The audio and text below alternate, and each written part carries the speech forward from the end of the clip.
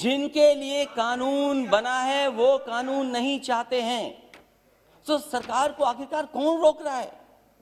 और क्या ये आरोप ठीक नहीं है कि कॉर्पोरेट घराने को लिए आपने कारपेट बिछा करके इन कानूनों को लाने का काम किया? आपने, आप जनता से चुनकर के आते हैं, जनप्रतिनिधि बन रहे हैं, लेकिन लगता यहां पर है सदन में बैठ करके आप धन प्रतिनिधि बन करके आए हैं। और क्या कहते हैं आप? जो लोग आंदोलन कर रहे हैं उनके लिए आप क्या कहते हैं? जो आंदोलन, ये देश आजाद हुआ आंदोलन से, न जाने कितने अधिकार मिले आंदोलन से। वोट डालने का महिलाओं का अधिकार आंदोलन से मिला। न जाने कितने आंदोलनों से नेता निकले बन करके। राष्ट्रपिता महात्मा गांधी देश के बने क्योंकि आंदोलन लड़े, आंदोलन में खड़े हुए। न केवल अफ्रीका, दुनिया, बल्कि भारत जैसे देश को आजादी दिलाई उन्होंने। उस आंदोलन के बारे में क्या कहा जा रहा है कि आंदोलन जीवी हैं। मैं उनको क्या कहूं, मैं उन लोगों को क्या कहूं जो लगातार चंदा लेने निकल जाते हैं? क्या वो चंदा जीवी संगठन के लोग नहीं हैं? अगर वो हो सकते हैं जिनको आप आंदोलन जीवी बोल रहे हैं, तो आप भी तो चंदा लेने के लिए निकल पड़ते हैं। जब कहीं तब निकल जाते हैं आप।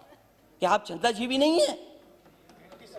और फिर आप कहते हो कि मंडी मॉडर्नाइज करेंगे, मंडी मॉडर्नाइज करेंगे, मंडी मॉडर्नाइज। अब बोलते रहिए आप। मैं सभापति महोदय मैं कहना चाहता हूं, मैंने पढ़ा कि हम मंडी को मॉडर्नाइज करेंगे, इंफ्रास्ट्रक्चर बनाएंगे। देश में सबसे बेहतरीन अगर एक्सप्रेस वे कहीं बना तो उत्तर प्रदेश में समाजवादी सरकार ने बनाया। और मैंने हमेशा कहा ये शहरों को जोड़ने के साथ साथ गांव को जोड़ता है।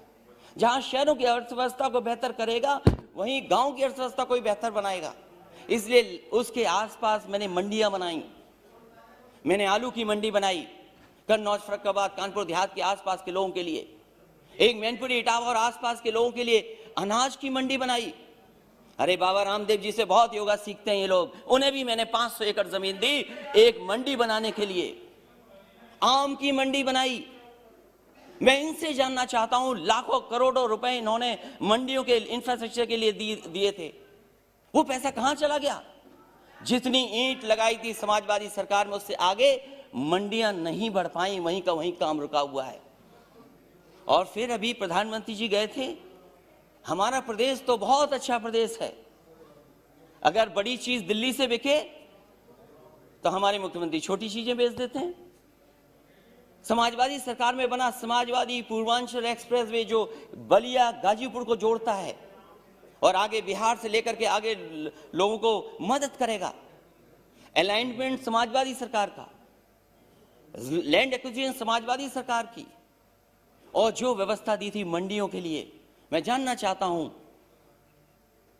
कि आखिरकार मंडियां क्यों नहीं बन रही उसके किनारे? क्यों नहीं मंडियां बन रही? और जहां तक मंडियां क्यों नहीं बन रही? गाजीपुर में मंडी बननी थी, आजमगढ़ में मंडी बननी थी, सुल्तानपुर मंडी बननी थी। और जहां तक अपराध की बात कर रहे हैं सभापति महोदय, देश का पहला मुख्यमंत्री होगा जिसने अपने मुकदमे वापस ले लिए।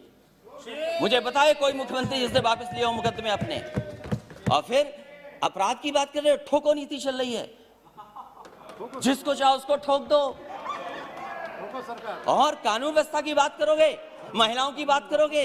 मेरी माता जी बैठी हैं, महिलाओं पे बहुत चिंतित रहती हो।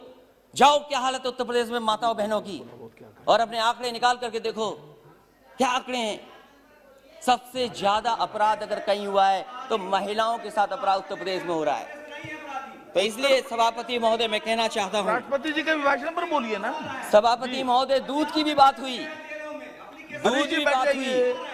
बैठिए। कुछ सभापति महोदय, दूध की भी बात हुई। प्लीज बैठ जाइए। मैं इनसे जानना चाहता हूं, उत्तर प्रदेश सरकार ने जब समाजवादी सरकार थी तो गुजरात का अमूल प्लांट वहां लगाए, 5-5 लाख लीटर के 2 प्रोक्योरमेंट के प्लांट लगे। मदर डेयरी का प्लांट लगा, प्रोक्योरमेंट बढ़ा, प्रोडक्शन बढ़ा। 4 साल गुजर गए, एक नया प्लांट मिल का नहीं लग पाया। और दुख तो तब होता है जब लखनऊ के प्लांट में, अमूल में, वहां के लोगों का दूध नहीं प्रोक्योर हो रहा, गुजरात से आकर के प्रोक्योर हो रहा है दूध वहां पर। सरकार बनाए उत्तर प्रदेश, लाभ किसको मिले? इसलिए सभापति महोदय, समय मेरे पास आपने कम दिया, मैं धन्यवाद देता हूं, लेकिन मेरी यही गुजारिश है कि जहां किसान की जान चली गई है, मैं श्रद्धांजलि देता हूं, उनके परिवार के लोगों को नौकरी मिले।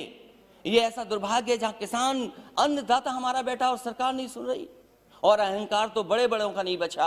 ये वो किसान हैं जो कीले उखाड़ देते हैं, पेड़ उखाड़ देते हैं, बंजर जमीन को ठीक कर देते हैं, और समय आएगा सभापति महोदय, इस सरकार पे भी पटेला चलेगा। बहुत बहुत धन्यवाद। श्री दिलीप सैकिया जी, श्री दिलीप सैकिया जी, हाँ प्लीज, कुछ कहना, आपको कुछ कहना? एक सेकंड जरा, क्या मंत्री महोदय क्या कह रही है? माननीय अध्यक्ष, सभापति महोदय, उत्तर प्रदेश के एक जिम्मेदार पार्टी के और मुख्यमंत्री रहे, चंदा की बात की है, मैं उस पर विरोध करती हूँ। चंदा किसी से जबरदस्ती नहीं लिया जा रहा, चंदा लोग आस्था से दे रहे हैं, और भारत में ही नहीं दे रहे, पूरे विश्व को लोग दे रहे हैं।